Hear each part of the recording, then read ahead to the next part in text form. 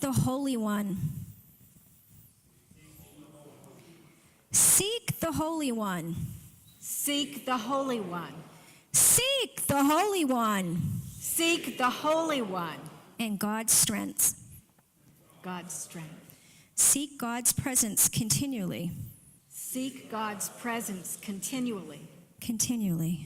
Continually. Remember. Remember. Remember. Remember. Remember the works God has done. Remember the works God has done. This is the Holy One, our God. This is the Holy One, our God. Now for the prayer of invocation. Covenanting God, we seek you in our time. You made promises long ago. You offered your chosen ones blessings. You did wonderful things. We remember those old stories of promise. Help us to see you anew, even in the middle of the poverty and the violence of our time. Covenanting God, we seek you in the eyes of our children all around us. Help us to see as you see, praying as Jesus taught us. Amen. And now the Lord's Prayer. Now a reading from the book of Genesis, chapter 33, verses 1 through 17. And Jacob lifted up his eyes and looked, and behold, Esau was coming, and 400 men with him. So he divided the children among Leah and Rachel and the two maids. And he put the maids with their children in front, then Leah with her children, and Rachel and Joseph last of all. He himself went on before them, bowing himself to the ground 7 times until he came near to his brother. But Esau ran to meet him and embraced him, and fell on his neck and kissed him, and they wept. And when Esau raised his eyes and saw the woman and the children, he said, "Who are these with you?" Jacob said, "The children whom God has graciously given your servant." Then the maids drew near, they and their children, and bowed down. Leah likewise, and her children drew near and bowed down. And last, Joseph and Rachel drew near, and they bowed down. Esau said, "What do you mean by all this company which I meet?" Jacob answered, "To find favor in the sight of my Lord." But Esau said, "I have enough, my brother. Keep what you have for yourself." Jacob said, "No, I pray you, if I have found favor in your sight, then accept my present from my hand. For truly to see your face is like seeing the face of God. With such favor you have you received me.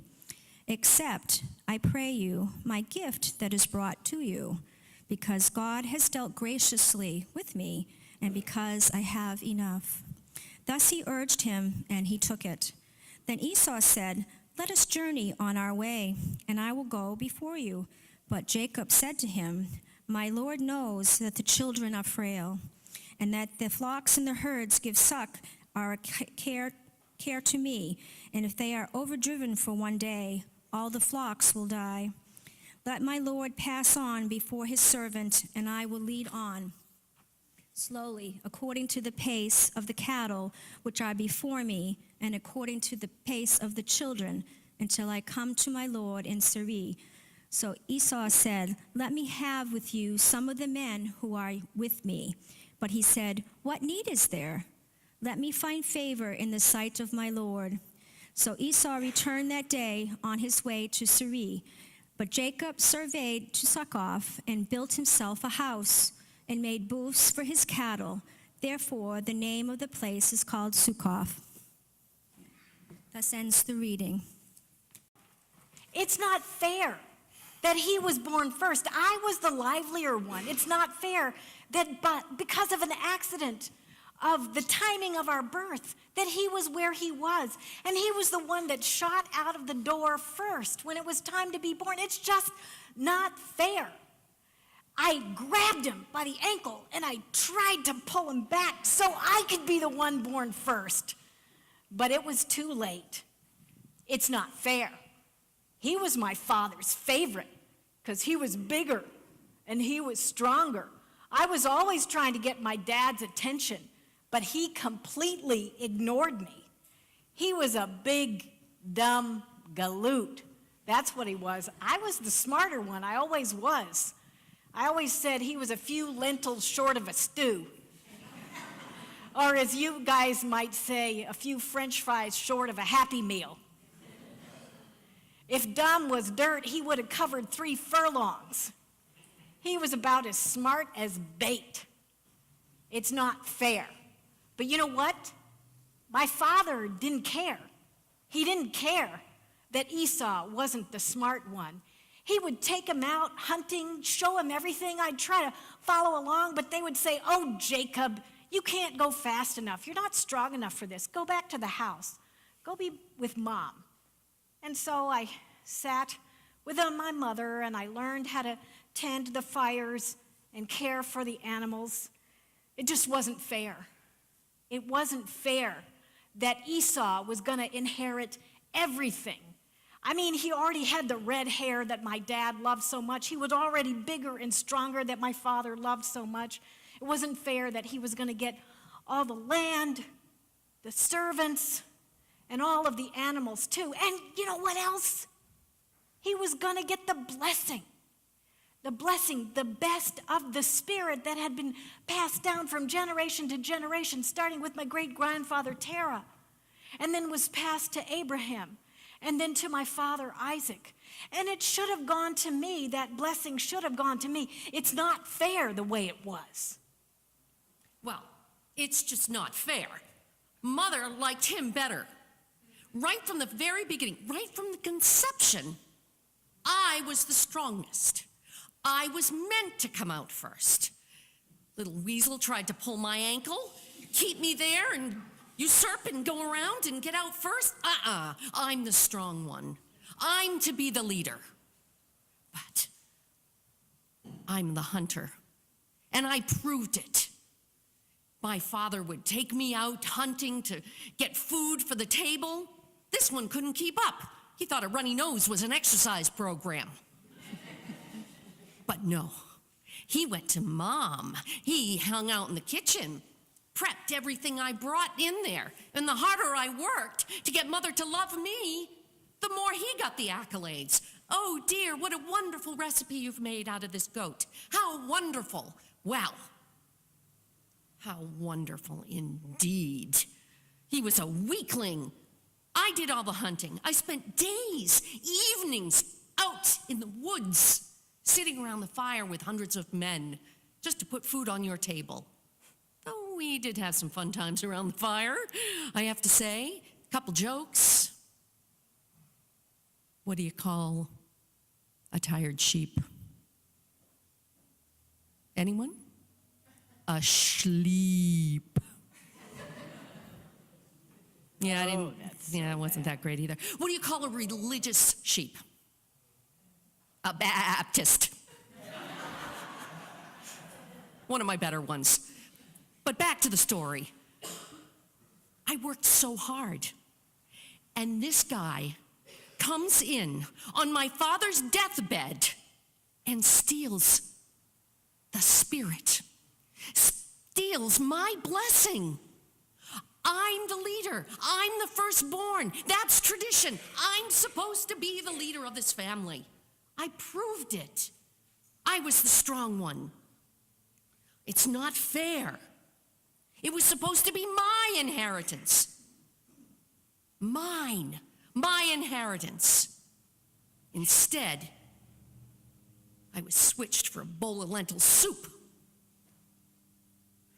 It's not fair. It's not fair.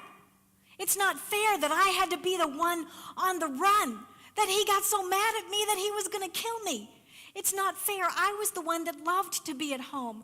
I was the one that had never gone very far. It's not fair that I had to be the one to travel 300 or 400 miles all on my own. I packed up my food and the water that I could carry, and I had to trust that God would take care of me on the way. It's not fair. I did what was right. I was the freedom fighter. I overturned the social order.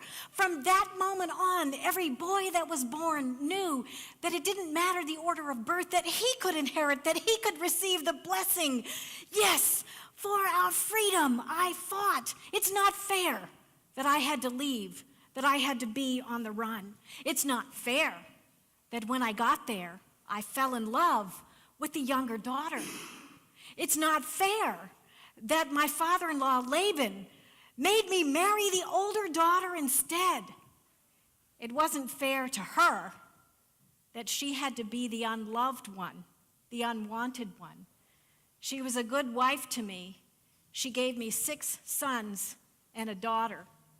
It's not fair that I poured out 20 years of my life, 20 years of my life, first for one daughter to be my wife, then the second daughter to be my wife, then 6 years to try to bring with me all the animals that had given birth and I had raised with my own hands. It's not fair that we had to flee in the middle of the night. Just so I knew we could get away, because I knew my father-in-law would try to keep us there. Finally, we made peace with each other, and I promised him I would take care of his daughters.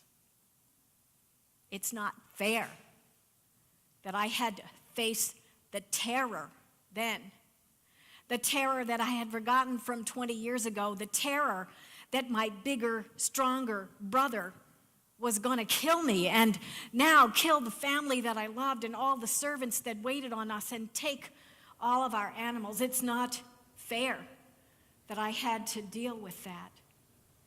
It's not fair. And I heard there were 400 men coming with his army for me.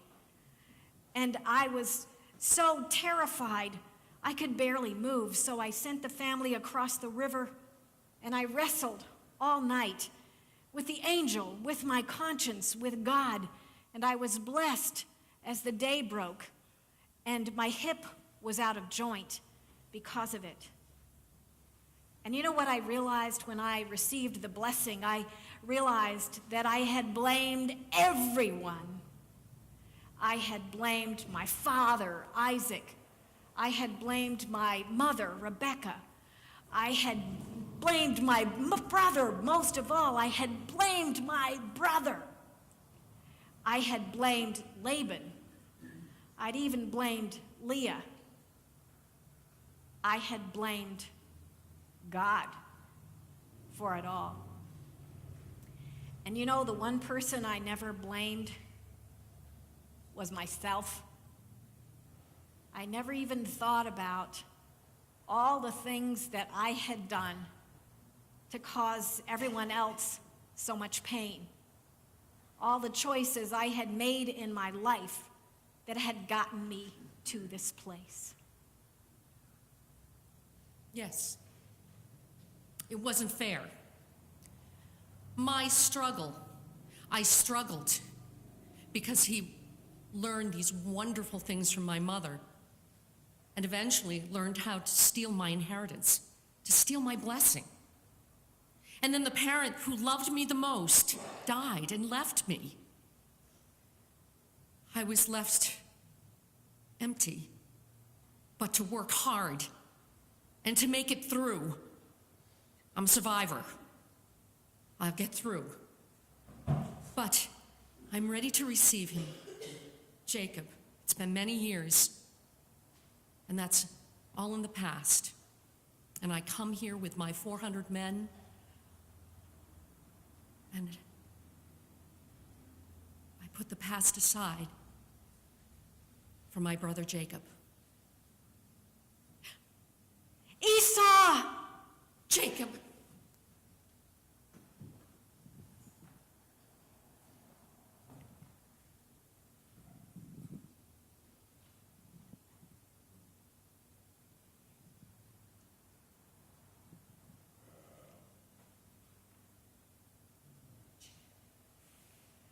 Esau? Esau.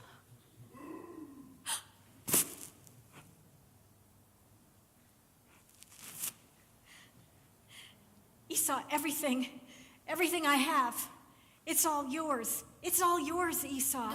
No, I don't need it. I don't want it. My dear brother, God has brought you to me.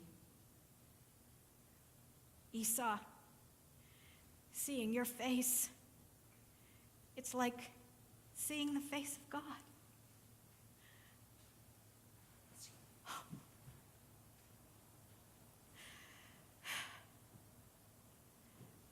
In that moment, I realized that everything that seemed so unfair that had happened in my life, all the losses I had had, all the stupid mistakes I had made, all the pain I'd caused everyone else, and that had caused me pain, it all brought me to this place, to have my brother back, to have my family with me, to feel the abundance and the grace of God. And so I realized it was a blessing. It's not fair.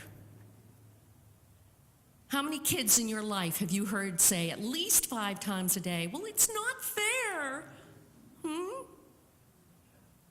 It's not fair. It's not fair that he gets to have chocolate chip cookies with his lunch and I only get ham and cheese. Oh. I remember a lesson about not being fair from my mother. Had to do with 2 plates of Kraft macaroni and cheese. And she had more on her plate. Now, I knew I could eat that amount. And I said, you have more than me. She said, well, I'm bigger than you. I said, yeah, but you still have more than me and I can eat that much. So you want me to count each noodle? I said, yes. She said, no. I said, well, it's not fair. She said, life's not fair.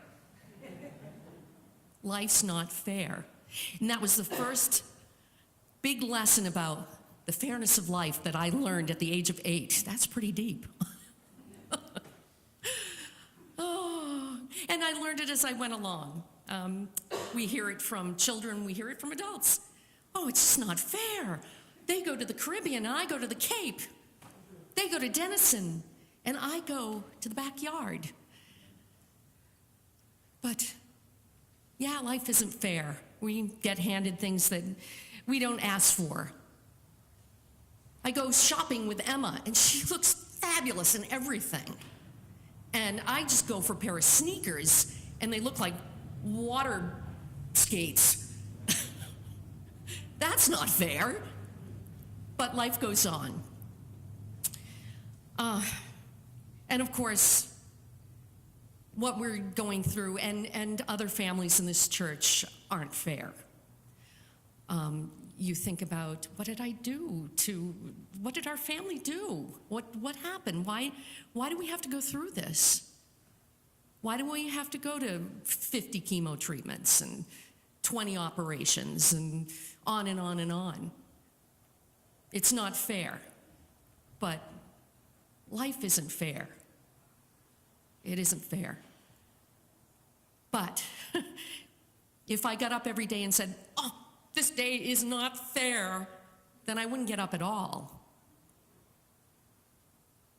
So look at that unfairness as a lesson, and it's a lining to that cloud, a silver lining of lessons, of strength, of courage, of the love that comes from friends and family. Those are the things that we gain from our mishaps or unfortunateness. And this is the blessing that I receive from God. Amen. And it's amazing grace, isn't it?